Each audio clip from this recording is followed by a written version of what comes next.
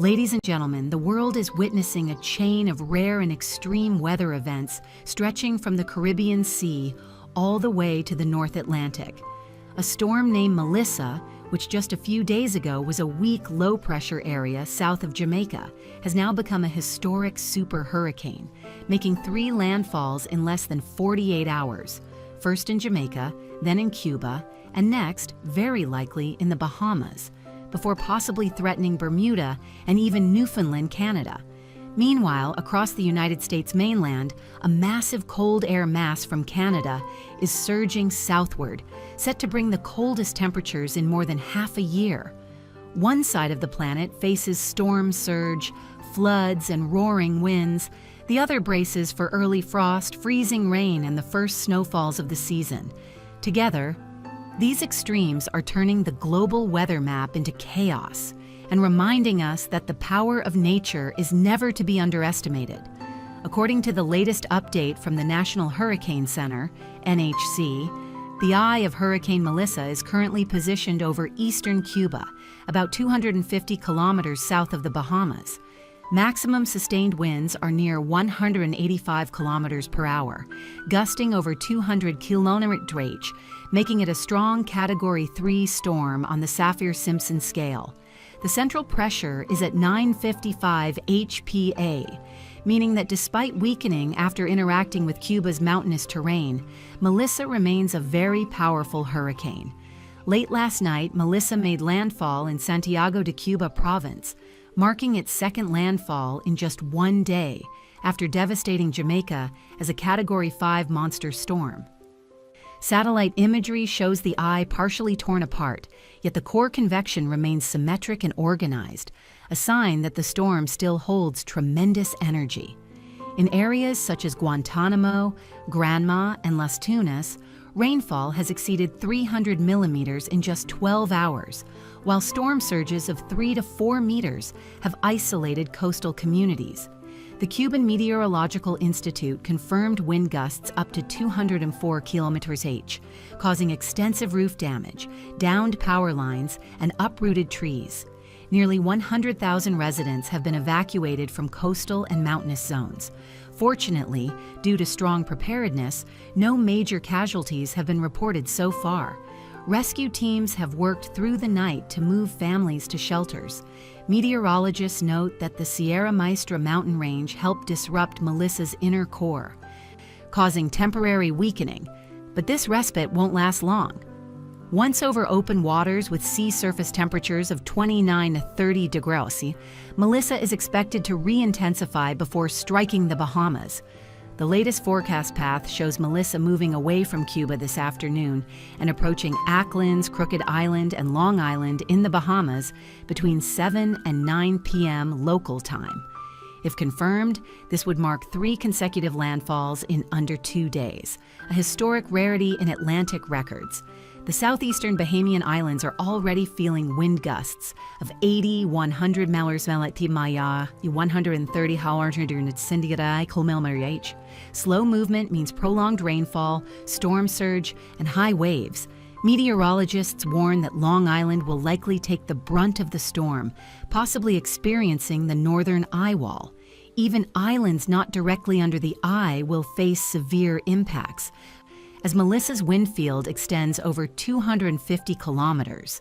In other words, even without a technical landfall, the entire Bahamas chain will endure hurricane-force winds, massive waves, and torrential rain. Emergency alerts are now active across the nation. Commercial flights are canceled, and all ships are docked in Nassau and Freeport.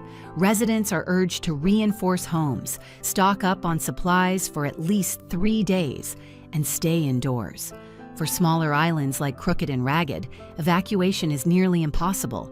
People are hunkering down in sturdy shelters, waiting for the storm to pass. Radar imagery confirms that although Melissa's peak intensity has eased, its northern rain bands remain dense, guaranteeing heavy rainfall across the Bahamas and even into South Florida. By early Thursday, the storm is expected to exit the Bahamas and accelerate northeastward toward Bermuda. Next on Melissa's path is Bermuda, a small island in the middle of the Atlantic, about 200 kilometers east of the U.S. coast. Forecast models from ECMWF, Europe, and HWRF, U.S., predict Melissa could sustain winds of 160 km/h, 100 km/h as it nears Bermuda late Thursday night into early Friday.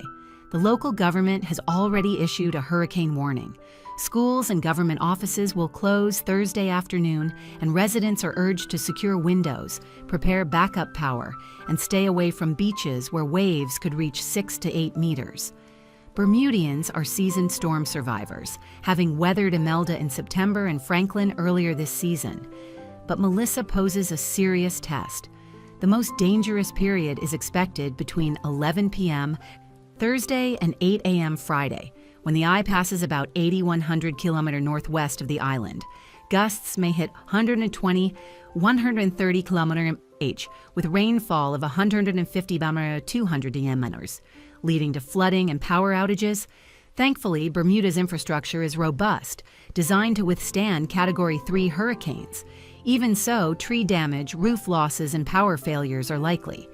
After Bermuda, Melissa will accelerate northeastward at about 30 km/h, likely transitioning into a post-tropical cyclone as it reaches the Avalon Peninsula of Newfoundland, Canada, early Saturday morning.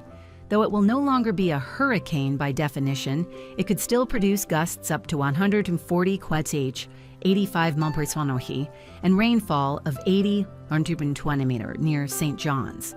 The ECMWF model favors a direct hit, while GFS suggests an eastward track with less impact.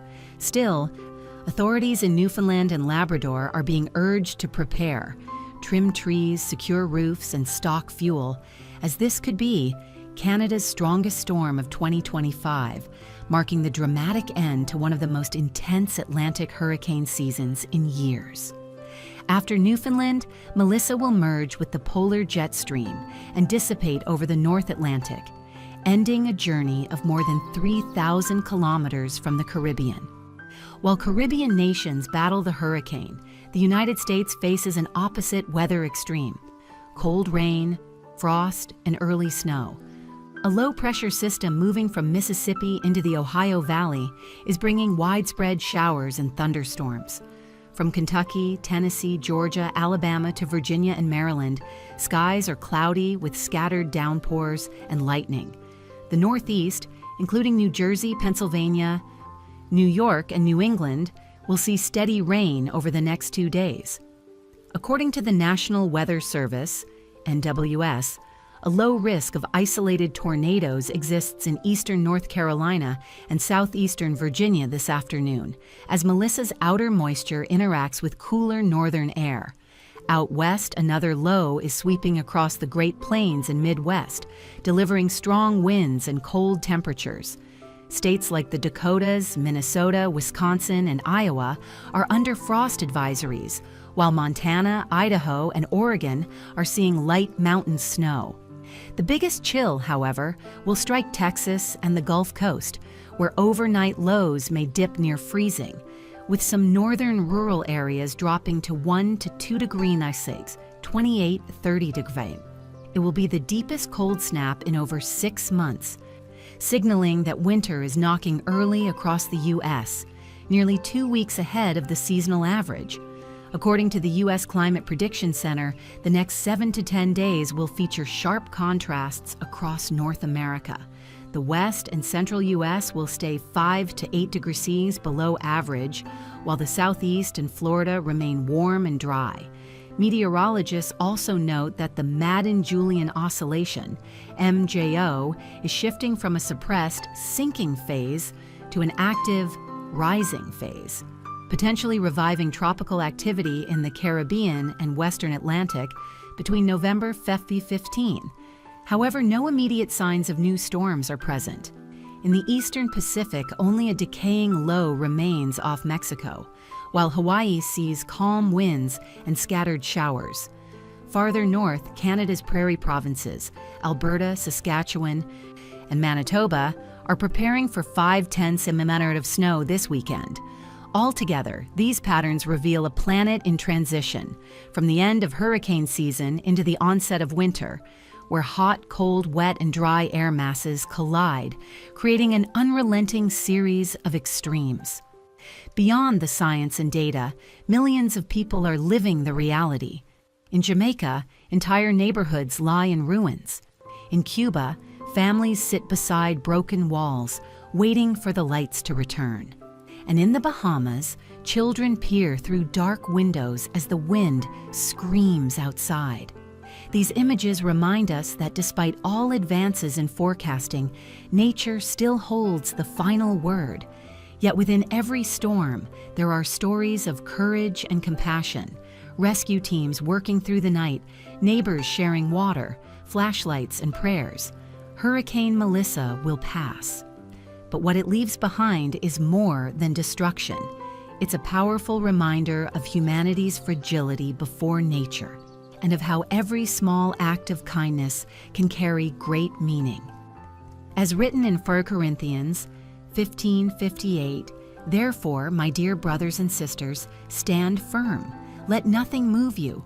Always give yourselves fully to the work of the Lord, because you know that your labor in the Lord is not in vain." Our prayers go out to the people of Jamaica, Cuba, the Bahamas, Bermuda, and Canada, those enduring the aftermath of this devastating storm. May peace return soon. May the waters recede, the lights come back on, and laughter fill the homes once again. If you found this report helpful, please like, subscribe, and share your prayers or location in the comments below.